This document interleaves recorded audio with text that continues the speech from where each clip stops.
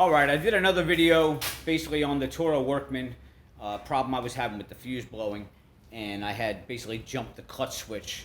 But rather than have you watch that whole video to learn how to jump a clutch switch, I figured I'd make a shorter version, which is this. Sometimes your clutch switch may be up in the front depending on the vehicle. Okay, on this particular vehicle, let me turn my light on, it's back here on the transaxle.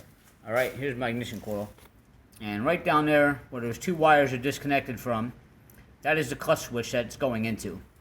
Alright, but I already had unplugged it. These are the two wires here that plugged into the clutch switch. Now, to bypass that, it's real simple. The two wires you unplugged, just plug them into each other, and voila, your switch is jumped. If your switch is bad, you should be able to come up here, turn the key on that machine without pushing that clutch in, and it should start.